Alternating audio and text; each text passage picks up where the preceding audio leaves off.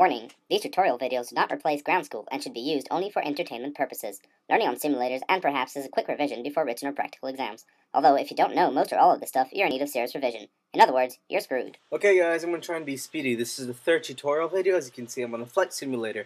The reason is because we cannot fly over Europe for now because of the volcano. Oh my god.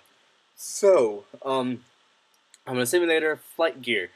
Not very convenient for me because the controls aren't that great. I cannot calibrate my joystick since I am on a Mac computer. In fact, I'm on a Mac laptop, which is even more difficult to control with simply because it overheats and slows down.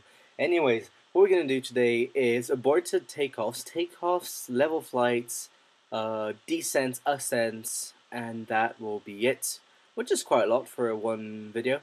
So there you go. Remember, these are for people who want to learn how to fly on flight simulators and to revise for PPL, and in no case should be used as a replacement for ground school.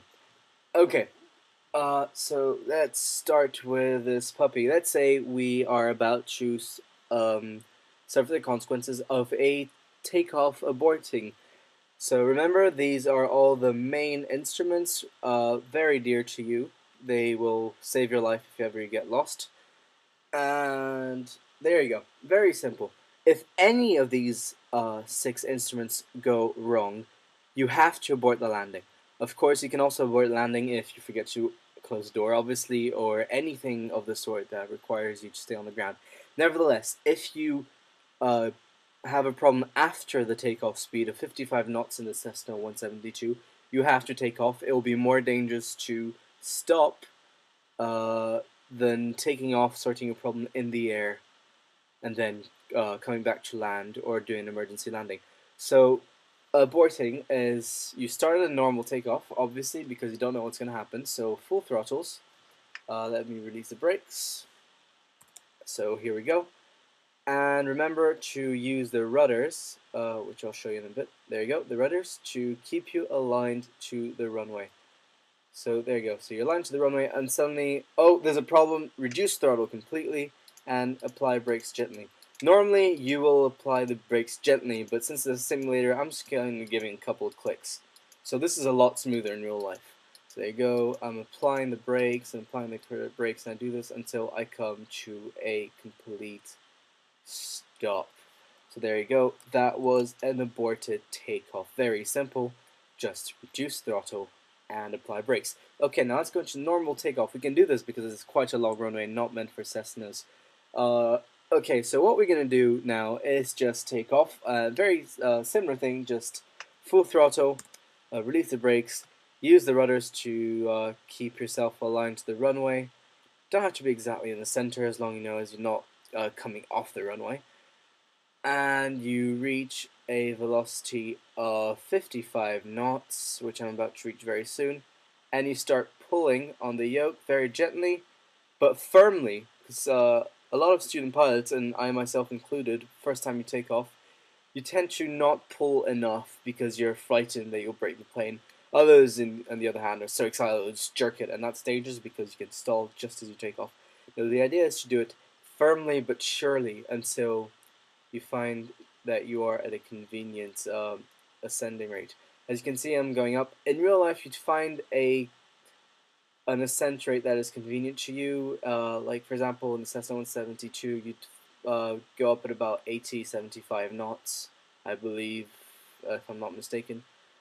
And you just keep that ascent rate constant. And at about 300 feet above the ground, you raise the flaps. And I didn't even put them down. Oh well.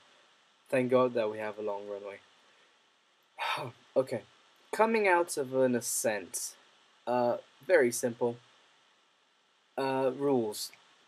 When you change pitch, you take the following 3 steps. 1, yoke. 2, throttle. 3, trim. Now that's exactly what it is. So let's say I'm coming out of an ascent. I slowly lower the nose. Until my VSI hits 0. There you go, and you'll see your velocity will start to increase your airspeed. So just keep lowering that nose, keep lowering that nose, find that VSI to 0, and then reduce the throttle just a bit. And you have to wait until the VSI goes down. Now, again, I'm not too used to the simulator. Now, as soon as you come to the VSI to 0, or that you find that the effort is too hard, what you do is to stabilize, to stop yourself from constantly putting force on the joystick, or the yoke in this case. What you'll do is you'll trim, and I'll trim down now, so I'll wheel up to push down on the nose, as you guys remember if you watched any of my last videos. And do that until you can let go of the yoke without anything happening to the plane. So I'll try now. There, just about right. There you go. I'm roughly, my VSI is roughly at 0. I'm still going up a bit, but I'm not touching the yoke right now, except to keep it on the line every now and then.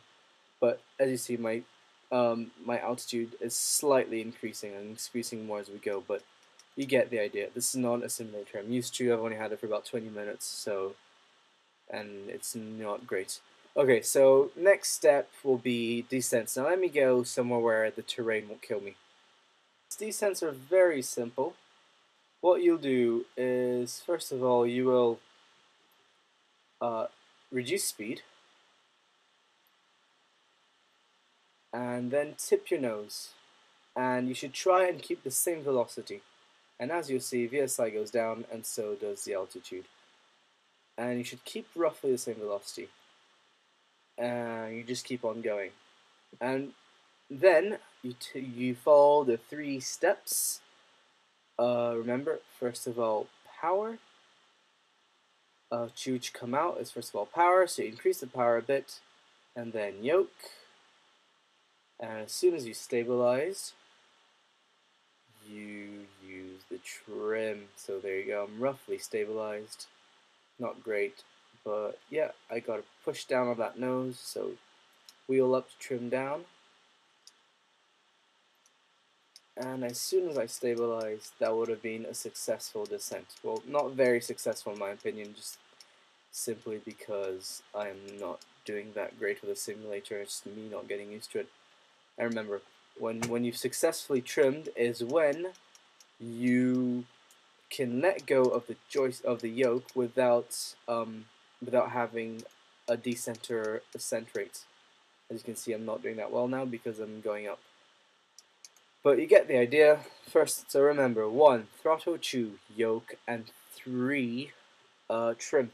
Remember, these change when you're lower to the ground simply because of priorities. Here the priority is not fiddling with your controls too much. When you're lower to the ground, priority is not crashing onto the ground. So if you're going around, for example, yoke, throttle, and then trim. Okay, but remember, when you're higher up, or when you're taking off and you just want to level out, it's throttle, yoke, trim. Also, don't forget that you want to keep that velocity constant. Yeah, as you can see, I'm just messing around here. You would never come in and land like I am doing now. I'm just messing around. But that was it, really. So that's all you have to learn. Airspeed, throttle, yoke, trim. I'm repeating it a lot, but you have to learn that. It's very essential. So take care, guys, and have fun on simulators or flying for real life, and good luck for anyone who's doing the PPL exam.